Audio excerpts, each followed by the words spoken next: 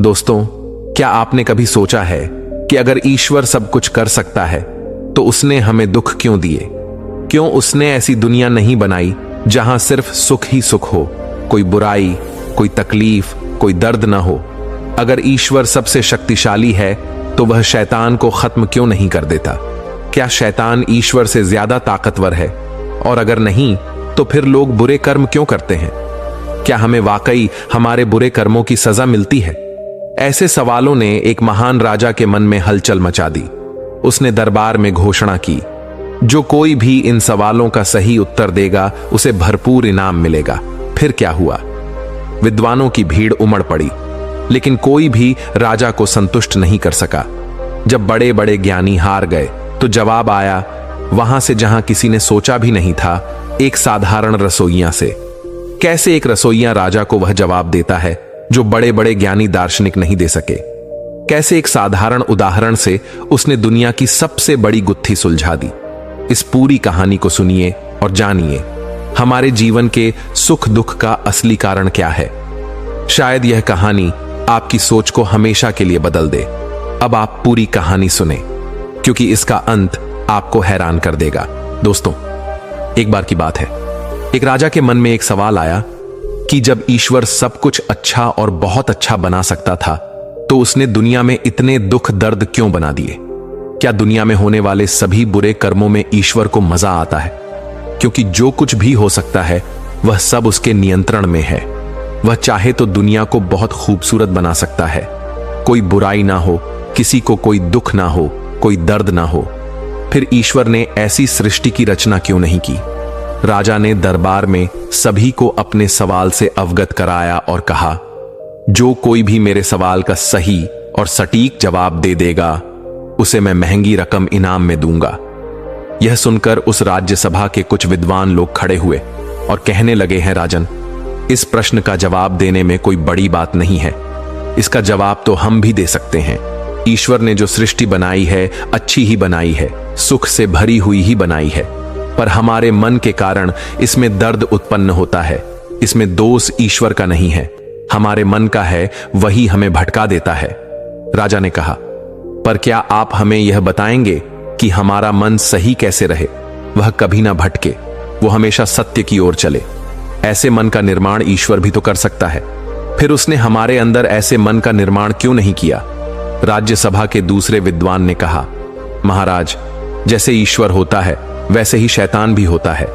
ईश्वर की बनाई हुई शरीर में वह शैतान प्रवेश कर जाता है, फिर वह शैतान इंसान के दिमाग को प्रभावित कर देता है, अर्थात वह शैतान इंसान के दिमाग में गंदे गंदे विचार डाल देता है, उससे बुरे कर्म करवा देता है। इसलिए जीवन में दुख उत्पन्न होने लगता है, लोग दुखी होने लगता है। इसमें दोष ईश्वर का नहीं है, दोष शैतान का है। राजा ने कहा, तो क्या शैतान ईश्वर से ज्यादा शक्तिशाली है? विद्वानों ने कहा, नहीं राजन, इस सृष्टि में सबसे शक्तिशाली ईश्वर ही है। राजा ने कहा, तो फिर ईश्वर शैतान को खत्म कर अपनी बनाई हुई इंसानी रूपी शरीर से हमारे अंदर मौजूद दोषों को क्यों नहीं मिटा देता है? और अगर वह ऐसा करने में सक्षम नहीं है तो इसका मतलब शैतान ज्यादा ताकतवर है, वह ईश्वर से ज्यादा शक्तिशाली है। तो फिर हमें शैतान की शरण में जाना चाहिए। राजा की बात सुनकर सभी शांत हो गए। किसी की हिम्मत नहीं हुई कि कोई राजा की बात का सही उत्तर दे सके। इसके बाद राजा ने घोषणा करवा दी कि जो कोई भी अपने उत्तर से मुझे संतुष्ट कर देगा उसकी हर एक इच्छा पूरी की जाएगी। इसके बाद राजा के पास दूर दूर से देश विदेश के विद्वान आने लगे।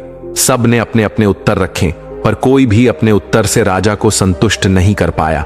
बहुत दिन गुजर गए, आखिरकार राजा ने मान ही लिया, इस दुनिया में कोई नहीं है जो उसके प्रश्नों का सही जवाब दे सके।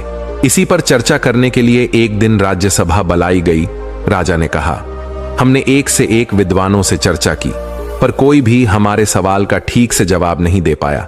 सब कही सुनी बातों को ही दोहरा रहे थे। क्या हम यह मान ले कि अब इसका जवाब हमें नहीं मिल सकता है? राजा का रसोइया राज दरबार में उपस्थित हुआ और उसने कहा, महाराज, आपके लिए एक ऐसी सब्जी मैंने बनाई है जिसे खाने के बाद आपको आपकी सारी प्रश्नों का उत्तर मिल जाएगा।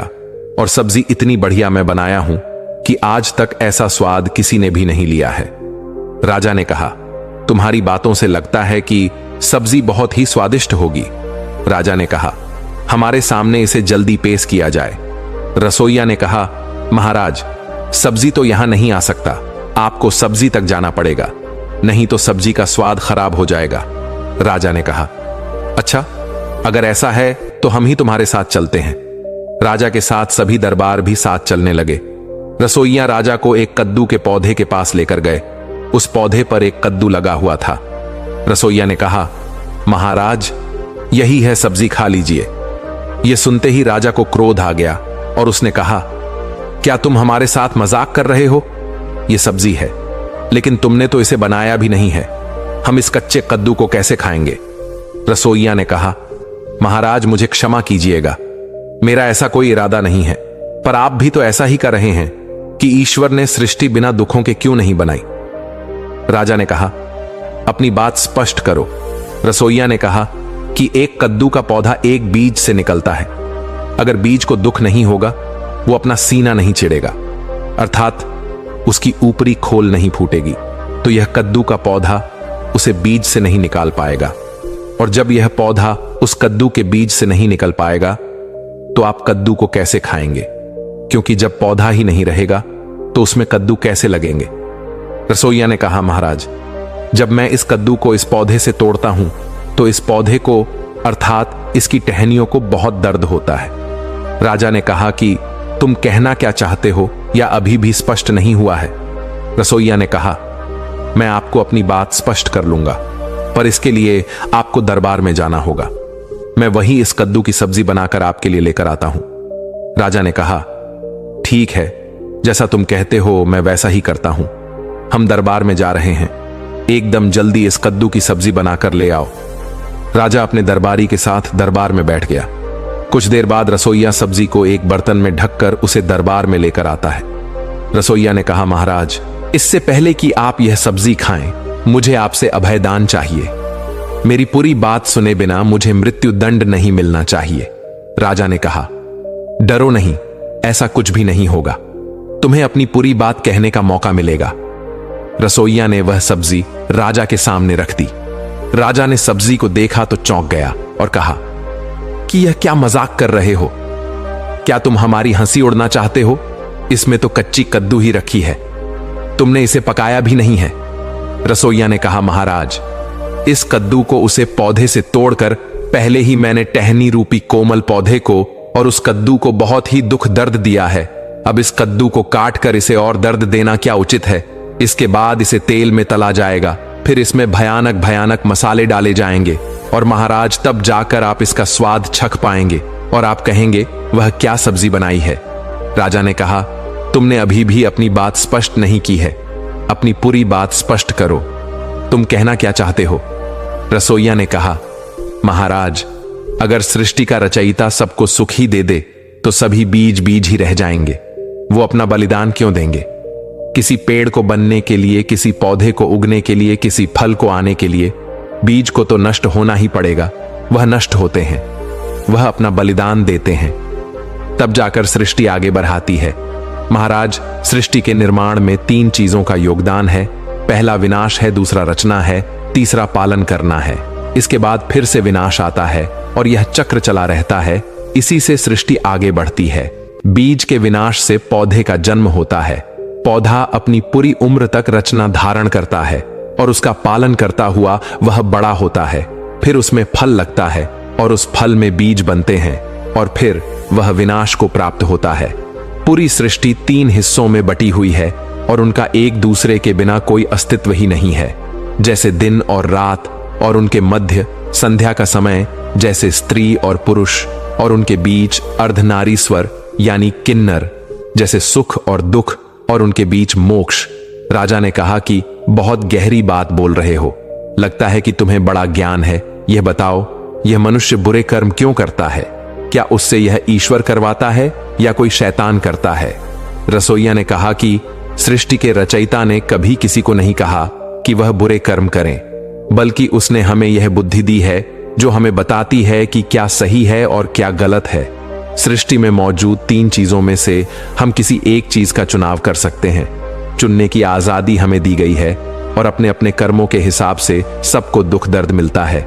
हमने शैतान का निर्माण इसीलिए किया है ताकि हम सब कुछ उस पर थोप सके कि वह शैतान ही हमसे करवा रहा है, बल्कि शैतान नहीं, वो हमारा मन ही हमसे करवा रहा है, क्योंकि उसका निर्माण हमने खुद ही किया है और इसी कारण शैतान ताकतवर बन जाता है।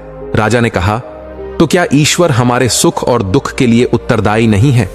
अपनी बात को सही तरह से स्पष्ट करो।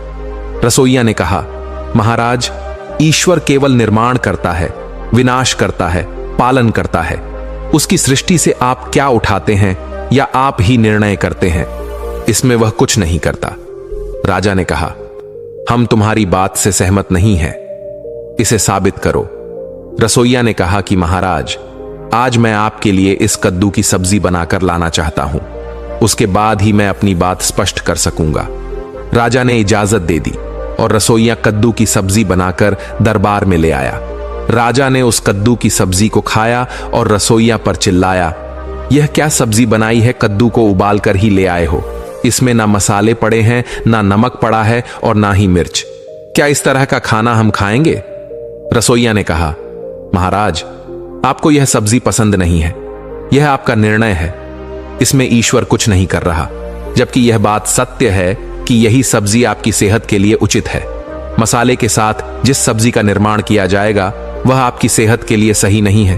अब आप निर्णय ले सकते हैं कि आपको कौन सी सब्जी खानी है। इसमें ईश्वर कुछ नहीं कर रहा है, वह बस इतना ही करता है कि आपको एक कद्दू दे सकता है।